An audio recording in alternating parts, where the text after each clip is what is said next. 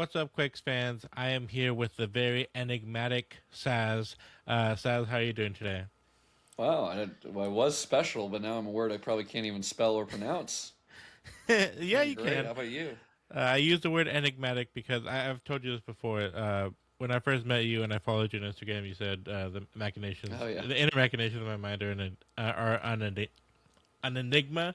Sorry, just so many tongue twisters there, but that's yeah. my That's a first SpongeBob impression of you. quote. So, yeah, That's yeah, and you know what character it is? It's Patrick. That is yeah, about yeah. my intelligence level. So Yeah, well, there's actually, a I reason I brought it chose up on him. the show like last year, and then you explained No, it I to me, remember and I that. was like, yeah. Yeah. But yeah, welcome back to another episode. We are here after the big win in Portland, the first time ever getting a win away at Portland, 3-1. Haha, Says, suck it, Portland. says Yeah. you obviously, I don't know what the opposite of affinity is, but whatever that word is, you have that towards Portland, Hate in my deep soul. hatred. Yeah. Yeah. I Yeah. don't like Portland. I don't like Portland. Um, what does this win mean, especially after just so many years of never winning there? That's like the craziest curse that insane streak, and we finally broke it. Yeah, no, I mean it feels great. While they aren't as great this year, it is a historic club. Um, it's a good rebound for the boys to win this in five or six. So that's a good way to kind of end before going out to the World Cup break. I think everyone's kind of mentally and physically exhausted, so it'll be kind of good for everyone to reset. Um, really fun to watch. Yeah, it was a fun game. We look at all the goals; they all came before the 25th minute. Um, it's a good start. I feel like the goal that Anthony ended up getting was kind of a fluke, but also something I noticed throughout this match is that we were exhausted. Uh, Earlier that week, I had gone on a Portland show to preview the match, and I was telling them, "You guys aren't going to get past our right side. You cannot beat Benji. I don't care what you do, you just can't beat Benji." And then he's the guy that they beat, and not his fault really. Just the 1-2 is hard to defend that, but he was slow. He like didn't look up to it, and a lot of players they didn't look physically up to par. Do you have any thoughts on that matter? I thought it was a bad sequence of defend. I think it was a mix of two things. I just thought it was bad defending. In that goal. I also think that we got away with one or two from Anthony early on. I was kind of shocked he didn't score two or three more, but two or three total. Sorry, but according to the commentary, that's been kind of the gripe with him is just his end product. Mm. I mean, he was dangerous. It was all really going through him. I'm glad that we're still even though we're good this year, or at least doing better, we're still the metric for like, oh, this team beats you, yeah, you're fired. Phil Neville finally fired. I think he's been overrated. I don't think he's done a great job. Now, I did give him credit. He did do some like good things here and there, but I do think he's overrated. Yeah, I mean, I was surprised they didn't get rid of him earlier. We had a kind of viral moment that people wouldn't really recognize as a Tectonic Takes viral moment. I had heard on the local broadcast that they forgot to turn off their mic for halftime, and they were saying, "Oh, we ready to fire this guy yet?" or whatever it was. I don't really remember. And I made Devin go and record that and post it, and he did, and that got like hundreds of likes, and it was like a really big thing. So I was surprised that like he is still working, and they had the worst start in their history, but I guess breaking this streak of being undefeated at home against San Jose was finally what did it. And obviously, he's a legendary player, I guess, but mostly because of like the people he was around, rather than I think his own ability. To be honest, um, but yeah, I mean, like I said, surprised he's still around to face us on that Saturday. Yeah, no, he's solid. He was solid. I honestly, I didn't even think Portland looked that bad. Like that game could have really ended up different ways. I mean, Mooney gets one off Hmm. a corner, just kind of like taps his way in. Jack Skane and Preston Judge turn into Kun Aguero and Kevin De Bruyne for 30 seconds. Oh my god, Yeah. can we talk about that pass? That was I don't think people realize how insane the pass was. Like I know they just saw it was open. He hits that with his right foot, but puts like curl on it so it like curls out, but also like I don't want to say put backspin on it, but it perfectly is weighted to go into his step, Hmm. weaves the way around so he can keep the speed, and then the finish perfectly laced to the bottom corner opposite side. And then Judd obviously had a banger on the second goal too, but Right. the both Judd goals and then the pass from Skane were unreal. Like it and again they looked threatening. They had some good opportunities. Danielle had some pretty good saves per usual. Anthony ended up getting a goal. So I mean, it could have definitely been a different um, result. Maybe they just need a new manager bounce as it's kind of popularized right now. But who knows? I 100% agree. I was dogging on what's his name, Phil Neville, mostly because of just his general like history here. But you are right. This could have been a much different game. Um, I don't remember who it was. Was it Anthony also who like missed from less than a yard out, like literally on the line, but switched up his feet and just didn't, end up scoring. I was looking for that here on the XG map. That doesn't count as XG because he never shot it.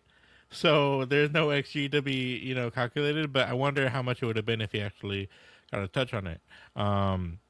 But no, you were saying about that goal that Preston Judd scored. It was an incredible pass by Jack Gain because the easy pass to do would be to the closest man.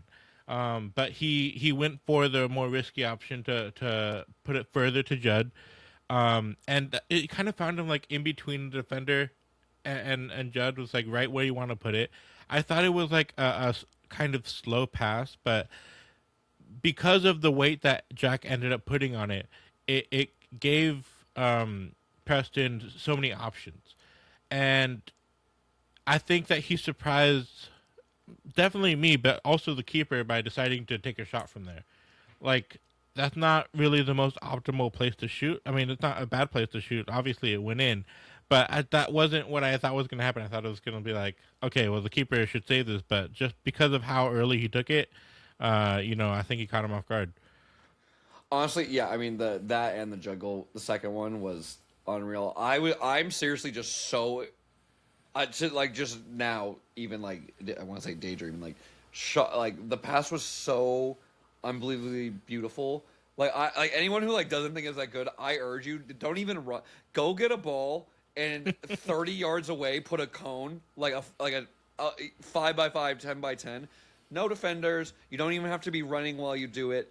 Get 100 balls, and I guarantee you are not doing that pass right there. It was so unbelievably good. And I'm seeing that Jack actually got a second assist. I forgot about that. I mean, the squad stepped up. I think that's one thing that was really important to note with all the injuries. I thought Ricketts had one of his better games so far this season.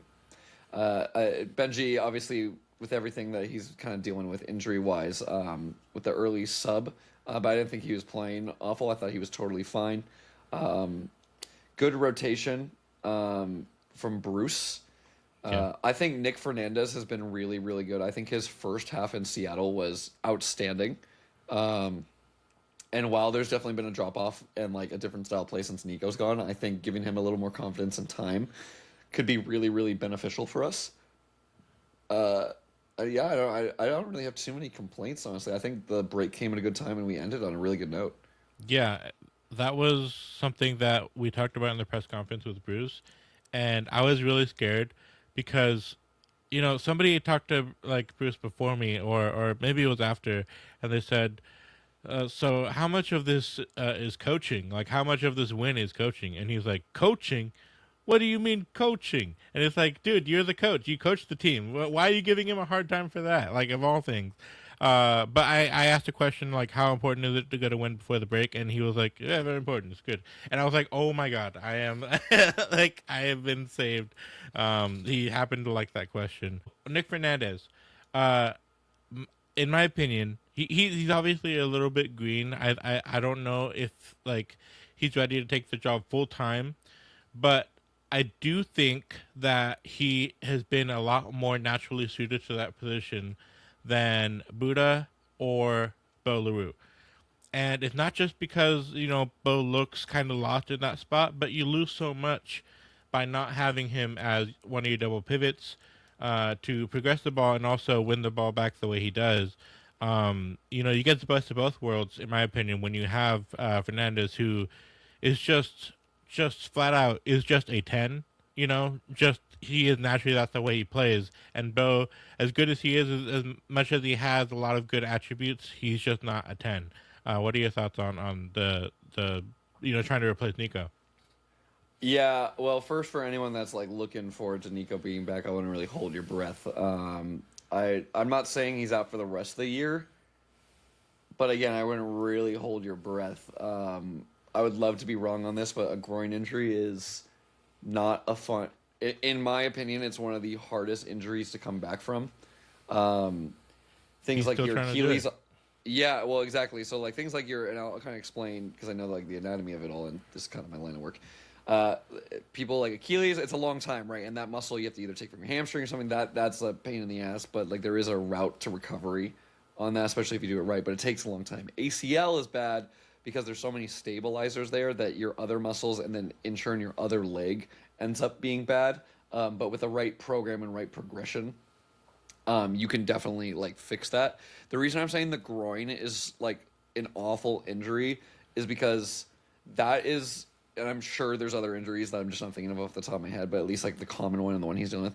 The reason it's one of the worst is that's the only injury, at least of the ones I listed and like most injuries, where you have to change your day to day life because what happens, especially for most people, if we hurt our groin or adductors or anything like that, it's because we sit so much. Now, obviously, he's on his feet a little bit more, but because that muscle's getting tighter, everything else in there is going to get tight. And anytime he's sitting, I don't want to say he has to be standing all day and stretching all day, but he will have to change like his day to day life, and the rehab on it is awful. And if you're just rolling your eyes at me listening to this, is he even 21 yet? 22, somewhere 20. between 21 and 20. Yeah. Yeah, 20, and he's on what is like second or third surgery for it. You know what I Right. mean? And I mean, if you've seen the kid, he's in pretty good shape. He's also a Right. professional athlete. It is a vile injury. So even if he does come back, I'm scared he's gonna come back a little too soon, and then Yeah. it can just lead onto a topple on effect. So anyways, to finally answer your question after 3 minutes of rambling about not the question, Yep. Nick Fernandez, yes, I'm really excited to have him there. Little Green, like you said, would be curious to kind of see this offseason and what Bruce is allowed to do and how we're going to go about it, as much as the recoveries too. But uh, if you don't have any more on that, just kind of segueing onto depth, we did see the appearance of Darius Johnson for the first time today. If you want to kind of bring your thoughts onto that. Yeah, he is definitely on the list. But first, I do want to talk about that, one of the most exciting things for me. But you had gone into depth about the physical, stuff that it takes for Nico to recover. For people who don't know, they don't know you in your personal life. Can you kind of talk about your qualifications in that matter? Um, I'm a little more qualified than a Google search. Yeah. Yeah, I do. I've played sports a long time. I been around PTs my whole life, both at a low and semi okay level. I am certified PT um, as well, so I did have to, even though I tried avoiding anatomy and science my entire academic career, had to end up doing it anyways. And in my day to day, I work with constantly rehabbing people and strengthening people and doing this. So obviously not to this extent. Like if they have a phenomenal medical staff compared to that, I'm like Sunday League. But that's the only reason I know a little bit about it, and it's honestly something that I've personally dealt with and seen other people deal with. So I can speak from a little experience from that as well. Right, and I think that's important because we're just two guys with mics, right? At the end of the day, but there is like things that make us qualified to talk about this. Like I've never been a professional soccer player, but I did play at a high level. I watched the game like crazy. I love the game, and so that's why, it's better to listen to me talk about it than your average Joe who just watched like his first World Cup game and he's coming on to talk to you about it. So I did want to like shed some light I on know your nothing. experience. Anything I say is stupid. Yeah, no, Okay, you are okay. right saying I have no opinion. I am dumb. I have not No, played no, no, anywhere. no, I have no, not done anything. Um, no. Him, on But the other hand, that's true for him. But no, I've done nothing. no, I'm glad that we have somebody with some knowledge in that aspect because I don't have any. I like, oh, that's an injury. In FIFA, you give them 3 months and they come back from injuries and they're done. That's it, right? And Yeah, it's a lot more that goes into it than that. No, the rehab on that one's awful, and the fact it tore off the bone Yeah, is, first off, it's excruciating pain. Well, it depends, but I'm imagining he got a steroid shot just to even be able to kind of walk for a bit. right. I know he's on crutches right now. Um, it again, that one is just awful. And for those of you that are like, again, kind of picture it, you're probably sitting down watching this right now. Your muscles are already kind of like putting that groin in a bad position. So he's either laying down. It is an awful injury to come back Yeah. from. That I feel really bad from him. Yeah, no, I've not had any like significant groin injuries, but like the minor ones that you get just from being an athlete, it's like, well, I can't do anything about this. It is just stuck hurting, and to Yeah. have to go through surgery, can't even imagine. And it's really Yeah. unfortunate. Yeah. Also, you're not. I mean, I guess we're making this a science podcast at this point. Your soccer is like a hip flexor sport. Yeah, You sprint, you kick, and you change direction. Your hip flexors are on fire after. Um, and blah blah blah. The psoas is the actual name of the muscle. That muscle isn't kind of like if you stare at your legs right now, like your quad. That's just kind of on top. Your hamstring's just kind of on the bottom. The psoas kind of runs from the top of the quad and then it goes out to the side of your hip. But then it's like if it's like 3D, it will be like in the middle of your body, goes through your body, and then goes to your low back. So a lot of time when people are like, oh, I have low back pain, I'm like, you probably have some really tight hip flexors and a really weak butt. yeah, Um, so with that being said, that pulls in on it, especially then you're sitting, and then again his adductors, the inside of his thighs, are pulling, and then the groin region, and everything, and then his core, and then it's like it is. I cannot stress about how awful of an injury this is, just for like convenience sake. yeah. So I think that if somebody told me that I have a weak butt, I don't think I'd ever go outside again. Uh, Yeah, no, I have to have that conversation daily. They're like, oh, I can't do this because I have back pain. Why don't we try this out? And they're like, Yeah. oh wow. Anyways, back onto earthquakes. No, I mean, I genuinely, I appreciate this because this puts us apart from other podcasts where we have, knowledge to some extent about this, and we're not just random dudes. Though we are. No, I'm an idiot. No, stop saying that. Don't try. Don't take any professional advice from me. I got ChatGPT up on the other Nope. screen right now. Nope. If it, Don't believe me. you sign up for a Patreon, you get a seminar from Saz talking about all types of body injuries. Yeah, that's like Cocoa Melon for adults. Just watch the brain melt. Okay, so you mentioned Darius Johnson, who came on in the second half. Obviously, not the best game for him to really showcase what he's made of. Is mostly like, hey, go press, go run, especially because Buddha got really hurt. Buddha had a really hard time, and Darius had to pick up on a lot of the pressing for even though Buddha did have a few sprints while on one leg. Very impressive from him. He had a moment or two, I think about two moments where he like beat defenders and looked nice. But obviously he could have had a goal, but that was kind of something where I was like, you should probably do better there. He shot it right at the keeper's leg, and I obviously I'm picking at straws, but like he doesn't have any goal contribution this season, and so if I'm like looking at him and what he can provide in the future, that's something I'm worried about is end product. And Saz, you talked about it 2 weeks ago, I believe, about doubt over Darius's end product. What did you see from him in this game, and what are you looking forward to seeing him improve on? Yeah, I mean, I don't feel like I saw enough. I think you put it right. This wasn't like the best game to kind of see. I saw a couple moments where it just looked disconnected from the team, and fair play. He's been here for 2 days at that point, so I don't expect him to just click right away. Some good ideas. You can see some of the flair. You can see the athleticism for sure, but there is a big jump from the USL to MLS. So it will be interesting to see how he goes from there, and if it's going to be like, okay, well, this was a good idea, and it's kind of like one of those like Will Richmond situations where it's like, all right, on Quakes 2, this was like, you're a little too good to be here, but then on Quakes 1, it's like, you're not good enough to be here. Actually, I didn't see him too much on Quakes 2. You would know better, but just for conversation's sake. But yeah, I think it'll be interesting to see. At the very least, with a healthy lineup, I think, and honestly, I think Jack was making a over, and obviously, and a little bit of Nick too, had been making a serious case for starting, but it's not like you're going to drop Timo. In a perfectly healthy lineup, Jack does get dropped most likely, even though, again, I think he's been phenomenal in these last couple games. Um, Having to deal with Timo Werner and Buddha running at you for 60, 70 minutes, and then having the pace and strength of Jack, and then the pace of Darius coming at you for the last 30, and then maybe even Paul Marie, that's a really good asset to have. And then Bruce said, I might play you up top, I might play you out wide, I might do this or that.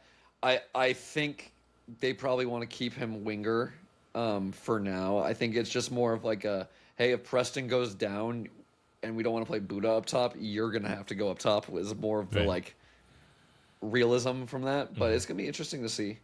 Yeah, that's exactly what I got from that. And you referenced his answer to my question, which I thought was really cool when I saw Casey Casliner quoting that from the media availability that we had with Darius.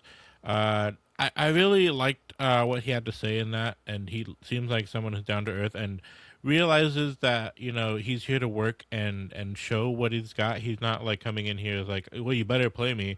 It's like, no, I'm coming from USL. I gotta show people what I can do, and more on that.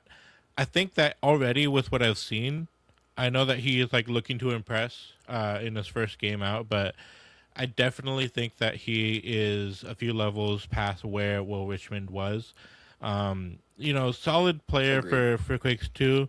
He had a really good moment in the first team a few years ago, like on his rookie season, where he like did a step over and crossed his left foot. There's nothing wrong with Will Richmond, but there's a lot more bite, in my opinion, to Darius Johnson's game. When he first beat that defender, where he knocked it past him, I thought that was really good. And then in the chance where he did a step over with his left foot and then shot with his right, that was really it was really good that he was able to beat the defender there, because there's a lot of players will try step overs, but that's just like kind of a stall. It's not always a feint. And to have the skill to do a step over in a way where you're actively beating defenders, sending them the wrong way, that is, not something everyone can do. So seeing that he has the explosiveness to do the step over and then give himself the space to shoot, I'd love to see more of that. And like you said, Saz, with the lack of chemistry with the team, I think that's the biggest thing that I'm hoping to see more of, and that will come. He literally had like one, maybe two training sessions with the team prior to that game in Portland, and yeah, it was just a little bit disjointed. But if they just like get on the same page, then they can make plays happen, and I'd be really excited to see what he can bring. Though, with Timo Werner supposedly coming back after the break, fingers crossed. We might have to wait, and that's okay because we are, you know, stronger with Werner playing. But that doesn't mean that we won't see Darius, especially because the season's not over. We've gotten past the harder schedules parts, in my opinion. But there are still stretches in the season that are going to be really congested, and I'm sure that we can see, meaningful contributions from Darius Johnson in that time. Anything you wanted to add, Saz? Yeah, a couple things. Kind of to your last point, I think squad rotation, one or two injuries, opponents, health. Timo Werner still getting back up to full fitness. A lot of different things will play in a hand, and having more hands on deck will help. This is going to be an awful analysis that maybe like one or two people will get, but I'm going to say it anyways. I'm excited. The way I kind of saw Darius was like, if we're talking like FIFA 14, and I hate when people are like, oh, when you play FIFA. But anyways, it's just like that silver card that's got like 5-star, and it's like rapid, and it's like, all right, like versus like when you play Neymar, who also has 5-star, but just feels like better. Yeah. But he still feels like incredible, and he's like broken in that sense. That's how I kind of see it, where it's like he's got a lot of skill, he's got a little pace. The disconnectedness is he had some really good ideas, but I actually watch an okay amount of USL. Okay. Used to actually, I haven't really watched much in the last couple of years, but I used to because there was a YouTuber called Become Elite who I used to watch. He was a USL player. He just retired like a year or two ago. But anyways, he was very USL coded and had a lot of like good ideas. But the way MLS plays is just a little different, and I think it'll just take him a little time to adapt. Like, oh, we do this here instead of this, or we do a little bit more of this and this. But I think he has some quality in things, and again, just time will tell. Time will tell. It was not enough of a chance to form an opinion either way. Right, and this game especially, we're all defending. Like took off Nick Fernandez, who was having a pretty good game for Harks, which I thought was a really good move because it's game management. Harks doesn't necessarily have the same amount of load on him as the rest of the guys. So having him there to help defend that lead and really solidify that midfield, I thought was my favorite substitution of the match. But Darius was brought on not necessarily to further the lead, but have fresh legs up there, save Jack Scan, save whoever else started. I know that Buddha had to keep playing even though he was hurt. I had an idea when I was looking at the stats. I forgot. Well, while you think about that, I mean, yeah, it's similar point to Benji with both the card and then his Achilles um, that he's been kind of dealing on and off with.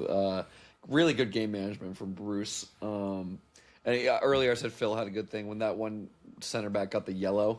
Kayvon Miller, I think his name is. I don't know if that's his first name, but Miller.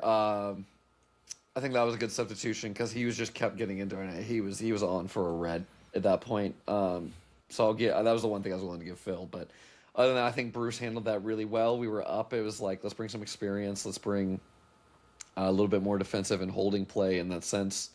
And obviously it ended up going well. Life of a manager, though, you make a risk, and if it works, you're a genius, and if not, you're crazy and you're stupid. Yeah. No, I mean, you're right. If we end up losing this game, and which was possible, Daniel stood on his head, had a great game. Muni as well, I thought played really well. But regardless, like I was saying, if we end up losing this game, then Bruce is criticized heavily for parking the bus. Taking off Fernandez, bringing on the Harks is objectively a defensive substitution to like really hunker down. But also, we're up by 2 goals. It's a good cushion. I don't know. Like logically, I want to be like, well, that's what I would have done too. But like you said, hindsight is 2020, and a lot of people like to hate on Bruce no matter what he does. I just want to talk real quick, unless you have something else you want to say. Bo LaRue, we had mentioned that he wasn't really the right fit at the 10, but he had 3 nutmegs in the midfield after being put back in his position as the 8. One of the best players for us this season. Um, what did you see from him being back in his right position instead of kind of being shoehorned into the 10? Yeah, well, I mean, it was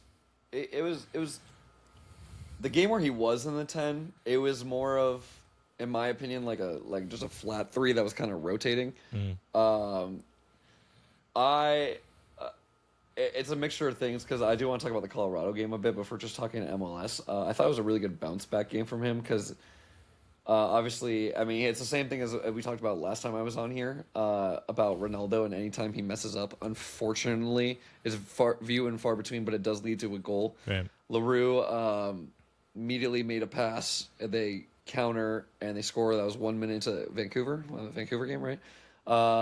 And then we get a penalty later, and they bring him up. Or actually, sorry, he scores A banger. unbelievable rocket of a goal, Bo's bangers, and then they kind of give him a penalty, which I'm assuming with everyone that was kind of injured and out, they're like want a bit of a confidence boost too, which I was totally fine with. I get it, like kind of get him back on track. Ends up missing, slash it was a good save. They end up going to take another one later. But anyways, good bounce back game. Good in that position. Ronaldo also had a decent job being able to cover that. And then Nick Fernandez did a really good job. And I think this is something when Noel Buck and Jonathan Gonzalez are on the field that we miss a little bit is the unity of pressing. Sometimes they just kind of float around. It's something you kind of saw during the Open Cup game, I believe it was. Actually, I don't remember if that was the game. I don't remember the last time Buck and Jonathan Gonzalez were playing. I don't remember if it was Open Cup. I can't remember off the top of my head, but they were in midfield together.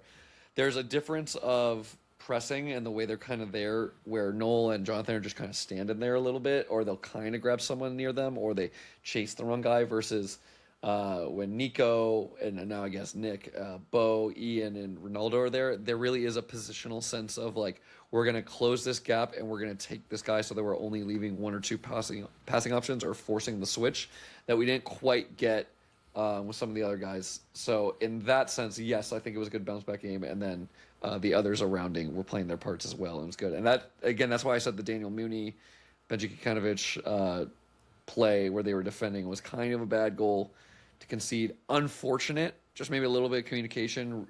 Again, hindsight's 2020 when in the moment, and that guy has that much pace. It's really hard just because it came off of, I believe, a rebound into a counter. I could be wrong in that part of it. But that's where you'd maybe want Reed to drop a little bit, or Benji to keep the run going just to cover in case, or Mooney just to cut off the pass. But again, hindsight's 2020, mistakes are going to happen. It's about capitalizing on ours and then just trying to minimize the others, which again I think we did well. And that brings me to my bigger point, that unless you had something on this, you're not going to win every game, Quakes fans. It is okay that we went. I'm not saying it's okay that we win less than 5 and some of them were rough, but like 2-3 years ago we had like 4 wins, and then we made a couple steps up, and then we made a couple steps up. Right, we're still looking good in the games, and we're still having good ideas. And you're gonna have time. You're gonna drop off a little bit. It's about bouncing back and coming back. And I understand demanding more. I think that Open Cup loss was a huge loss. That, in my opinion, also more credit to me when I said Josh Atencio was the one to watch out. He got man of the match that game. Had a phenomenal offside assist as well. Anyways, that's a game we should have won. I'm totally fine with the lineup he put out for it. That's our best chance at a trophy every year. Yeah. Because in my opinion, Supporter Shield doesn't really matter. It's a cool stat, but I'm gonna equate it to kind of the Warrior season where they went 73-9. Mm-hmm. While you did etch yourself into history, you did not win the championship because you overextended yourself that year. It's not like the Premier League or any other league where getting the most points wins. Rarely do first seeds in like any of these American sports end up winning. It just is a statement. I'm sure someone's going to pull it up and I'm going to be awfully wrong, but just because you get it doesn't mean you're going to win, even though you've been the best team all year. So Open Cup is our best at an actual trophy, and I think it's a great competition. So I have no problem with Bruce doing that. And again, that one was kind of a bad loss, I'm not going to lie, but the other one's a little unfortunate. I thought we played well for most of the part, and we're dealing with some injuries and tired legs and a ridiculous schedule. We're playing every 3 to 4 days, which you should not do as a soccer player. Yeah, that'd be kind of my take on it. Yeah, I definitely agree. I thought I had kind of earlier in the season been against, going full force in the Open Cup just because we're doing so well in the league. So I didn't want to, disrupt that momentum in the league. And for me, I'm like, yeah, Open Cup would be great, but I don't know if we can win it. But then, when we get to as far as we did, I'm like, okay, well, I guess once you get to this point, you might as well go for it. And that was a terrible loss in Colorado. Like, we didn't look good. In the games against Dallas and Seattle, we had that. If you only count, the 90 minutes, we drew those games, and then they scored in stoppage time for both of them. And Bruce had made that point of like, you guys, you got a point in both those games, but then you screwed in stoppage time. Which really sucks, and there was defensive things that led to that, but I don't see them as like complete failures. But you were saying that like it's okay to lose games, and kind of something that I've not been wanting to say all season, but have been thinking is like, guys, this team's good, but nobody like expects this team to win the Supporters Shield. Like we're having a really good, kind of moment of form. This isn't like what this team should be doing. We are overperforming, and that's not always sustainable. So, to play like we're 100%, or to expect like we're gonna win the supporter shield. That should not be the expectation at this point. We have already exceeded expectations, unless we like lose the rest of the games, which shouldn't happen. But like, what I expect is to, get a home playoff game. That's where my expectation is. That's a great, honestly. Even we're just short of that, we make playoffs. Yeah. Well, Like, I think that if we can, keep even 60% of this form, we should make playoffs. Like, just mathematically, it's kind oh of, no, at this point, if we don't make playoffs, it'd be a historic throwaway. yeah, But yeah, that would be crazy if we didn't make playoffs. But, like, I don't, my expectation is not supporter shield. Like, it would be really great. I would love to see that happen. Um, but it's not realistic. And, if I have to be realistic, I'm thinking like fourth place would be really good. For this squad, with this budget, 19 college players. We have Timo Werner, but other players have really good players too. Or other teams have really good players too. Sorry. Um, so there's this talk about like, oh, well, he's bottling it. Bruce is bottling it at this stage of the season, and it's not too many not too many fans are saying that, but I do hear it being in the Discord as often as I am. It just don't. I don't think he can bottle it because he's already got us past where we were supposed to be. Um, I don't know. That's just what I'm seeing at this stage. Like what we should achieve is, probably a home playoff game. yeah. I'm gonna be honest. On top of that, like I've been saying since the beginning, we're like 2 or 3 injuries away from being like a team. Uh, I still think the boys are good in the rotation. I've said this multiple times now, so I'll just give the short version. But it's like we're a couple injuries away from like being in trouble, and like that's something that we've seen over the last couple weeks. I know I'm trying to be like I've said this like 5 times now. This one podcast, we're like, oh, I said this, so I'm right. But try not to be too annoying in that regard. But I think that also it's just we're doing good. We're playing well. Like even in our first loss for Seattle, I was like, all right, that was just a bad like unlucky one. I can walk away with that. Yeah. Um, we got to be realistic about like who we are. Also, if we're wanting to be a bigger club, bigger clubs play multiple times a week nowadays.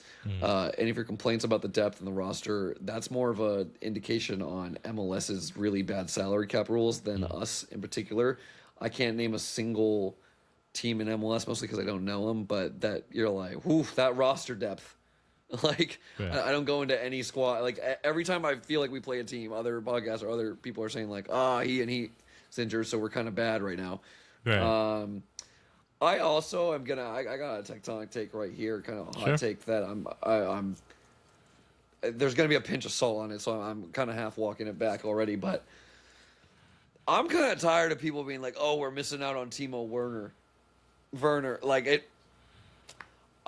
I think he's provided some good assists, like, and he's gotten some goals, and I think the gravity he brings when he's on the ball, and I do think he is at a higher level that you can see, has been phenomenal. With that being said, I don't feel like the style changed too much prior or after he left. Yeah. Versus like Nico, where it's like, oh, we don't really have that ball carrier, even though Nick Fernandez is starting to get a little more comfortable there. If Judd were to leave, that while Buddha and others have been scoring goals and the whole team's been scoring goals as a whole, like that actual number 9 is kind of missing. Vieira, LaRue, that'd be awful. God forbid I even say if Danielle were to go because we don't have flashbacks like of previous years. Yeah. So like I don't know. I'm not like I want Werner to come back, but let's take our time with it. Mm-hmm. Yeah, I think those are most of my points. Yeah. I agree. I think. Jack's been great too. Sorry, Jack's Yeah. been phenomenal. Jack. That's what I was gonna say. Yeah. The drop off between Werner being here and not being here isn't as significant as the gap that happens when Nico is no longer on the field. Like the skill gap is very noticeable. We're able to keep a similar rate of production with the wingers that we have.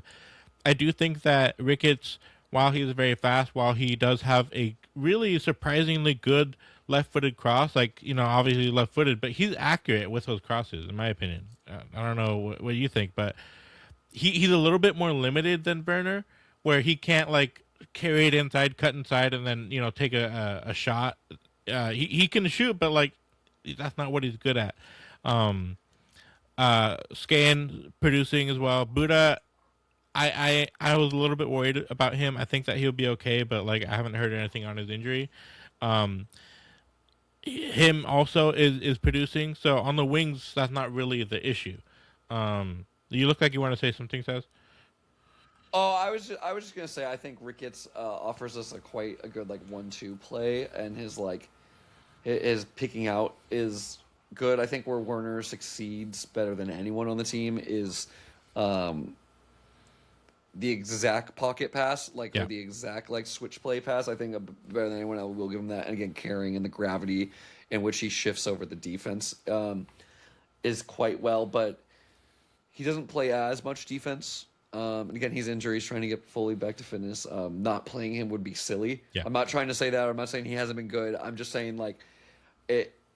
Like if Daniel Mooney were to like be out for like 2 months, I would be like, oh yeah, my god, oh my god. yeah. Like that versus Werner, I'm like, oh, that sucks. Right. All right, Jack, here you go. Yeah. Like, Yeah, Werner has been up to par. He's been good. He has a really good amount of goals and assists for the time he's played, and that's great. But we don't feel that loss as much because the wingers behind him have been decent. They've been putting in the work. But you were saying about Judd, that's someone we can't afford to lose, and he, leading up to this break, has looked really injured. Like he got these 2 goals in this game, that's great, but he looked banged up. In like I can't even remember when he looked completely fit.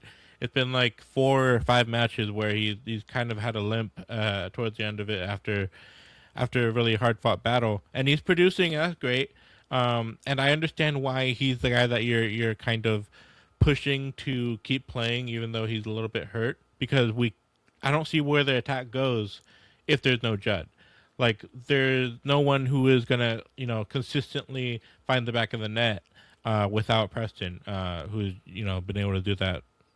This is his best season so far. 11 goals, 2 assists, all-star shouts. That's not something that I would have thought when we first signed him. I thought he was like another great backup guy. I got a LA Galaxy friend who, when they were first like coming over, like a bunch of LA Galaxy people were telling me like, "Oh, you got a bad one here." Like, he's a little quick, little this, like can't finish. Every time he scores a goal, hey, thanks for Preston, by the way. Loving Preston, by the way. Like, and it's not just that; it's like his pressing and it. Again, when it comes to substitution, when he's a sub appearance, like the intensity and like bully ball he brings in is lovely. And then, okay, I need everyone to hold their horses when I say this. Completely different players, completely different levels, completely different styles. It reminds me of Holland in the sense of like, in the senses of, yeah, he's not going to drop in, he's not going to do this is for you. But when it gets inside that box, like, it's inevitable that it just seems that he's going to score. He's on a hot streak, so it's hard to complain about. Again, completely different players, not comparing the two in that sense, but just to make a comparison that people might understand and what value Right. he's bringing.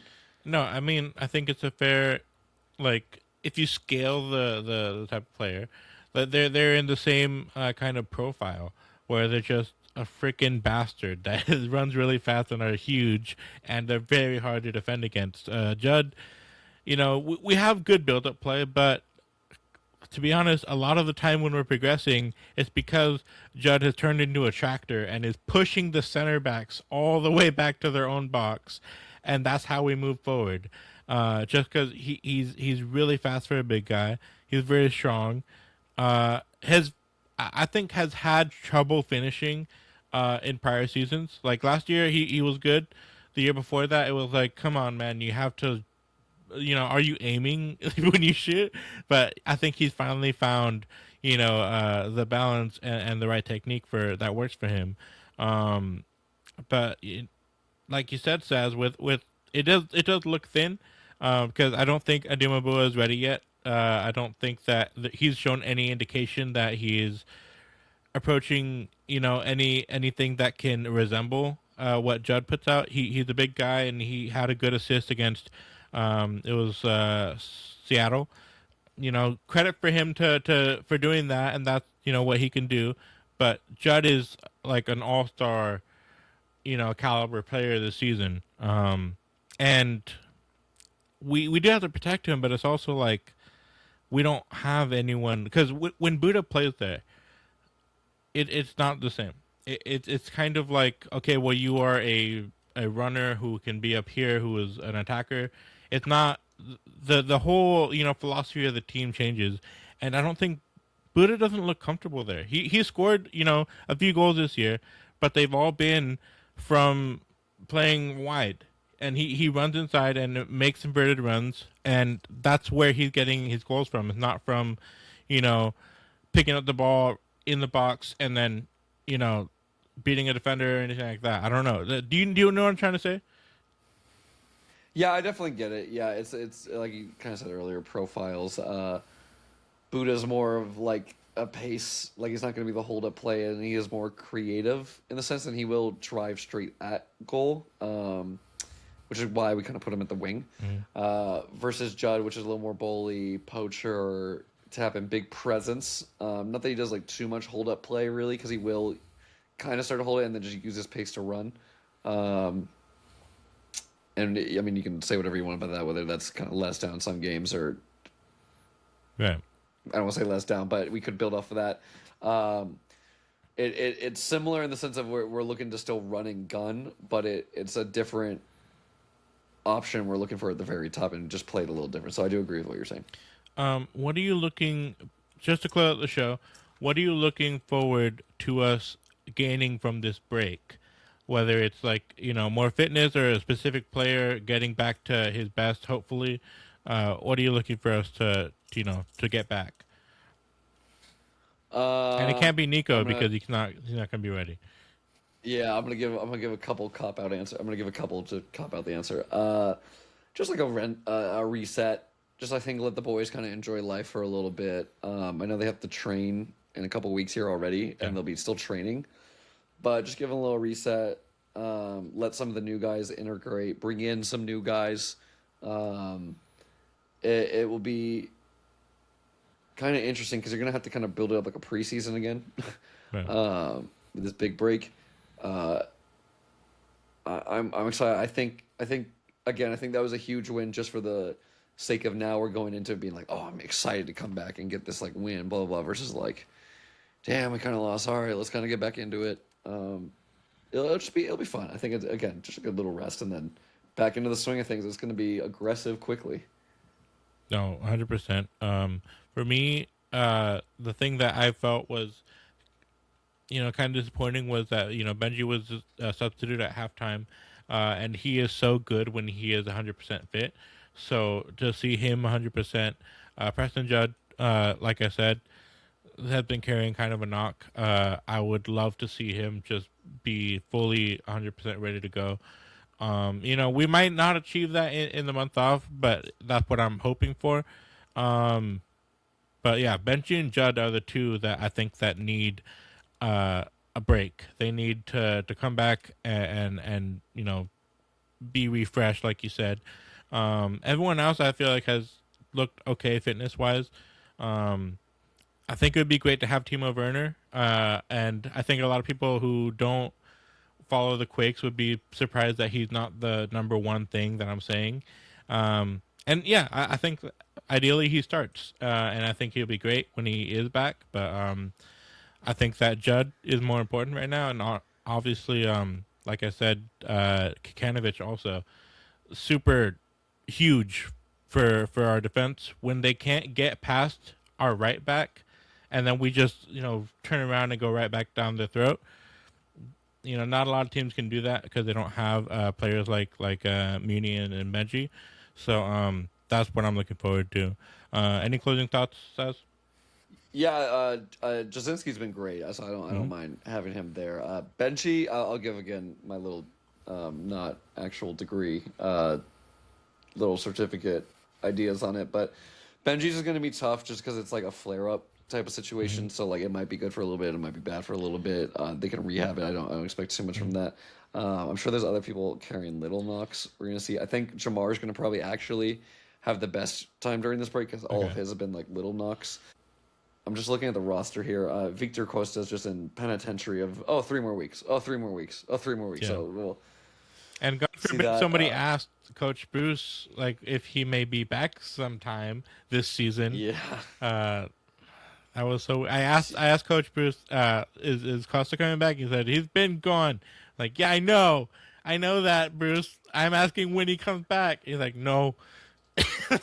Great. Yeah, yeah, yeah. Yeah, so Benji's just like a flare up is like the like if I had to put something Yeah. official there, he's fine. That's just gonna be a season long, kind of going back and forth. Judd, I'm assuming his is just tired legs, so I'm assuming if he just really focuses on rehab after this and his body's responding well to it, Mm. cool. It might not. So, trying to think. Nico, I kind of talked about his. There's other people who've got little like knocks here and there. I can't really think of any other injuries or people. Mm-hmm. Obviously, Earl Edwards. Not that we're gonna see too much of him, but he'll be. I'm assuming that will be like okay, but still a while. Yeah. Thankfully, we do have Daniel for backup on Earl Edwards, so not too impactful. It was really hard to see Edwards go off because you could see how much that impacted him emotionally. He, backup keepers don't really get too many chances, and then he gets injured on one of the best games he's had in a Quakes jersey. Really difficult to see. I think he had like 30 MLS appearances overall in his whole career, something like that. Um, so yeah, that really sucks. And I don't like that we have to talk about injuries so much, but because we can't have that many players on the roster because of the MLS salary cap, this is what it's got to be. Um, we're talking about a sprint season next year. I don't know if you've heard anything about that. I have, yeah. I'm excited for it. I think the idea is cool, but you gotta up the salary cap and let them bring in a bunch of guys to help pad the teams and the depth charts, just so that we don't have players losing their careers because their bodies can't do it. I don't know how they're planning to do it. I don't. Uh, from a fan point of view, I'm excited just because there's gonna be a bunch of games, and they'll mostly be local, so I can probably travel to a couple of the away games. From like an actual logistics standpoint, it's really stupid. What they should just do is they should have just had a bigger break or like expanded the games and then just had a slightly larger off season Mm. or just again slightly more time in between all the games and then just go into the new version of the new season. But no, they wanted to jam pack a little more. They should have hit you up, Saz, to figure out their logistics. No, no, because I try and use logic and reason. I'm Oh trying to yeah, find more ways to make money. that they're allergic to that. I forgot. Um, Yeah, we like I said, we will be moving to a every other week upload schedule. It'll be very helpful to actually have a break. Because I'm still working. I don't know about you, Saz, but even though we're not going to be going to quick games, we'll still be. We still have to make money, so it's not like a break for us as much as it is for the I don't players. make money on my job. Oh, no money. No, sir. Yeah, I swear to God, every time a paycheck comes in, I'm looking for them to say that I owe them money. Well, that's very unfortunate, and I hope that your situation improves. um, but we'll be back in 2 weeks, guys. Thank you so much for joining. Go ahead and check out What's Shaken, which is No Silas need to. Jones. It's dead. Please do It's it. dead. No need to. Just subscribe. I don't post on there anymore. Just You can subscribe. subscribe to here. Yeah, also subscribe here. Sad, actually, we have hit 600 subscribers, which is a Woo, big. you might be at 601 now. I just sent it to a coworker. I think we do have about 601, but we have finally gotten over that benchmark. So yeah, thank for everyone who has joined recently. I think we started this season with about 500, and now we're at 600. Huge stuff.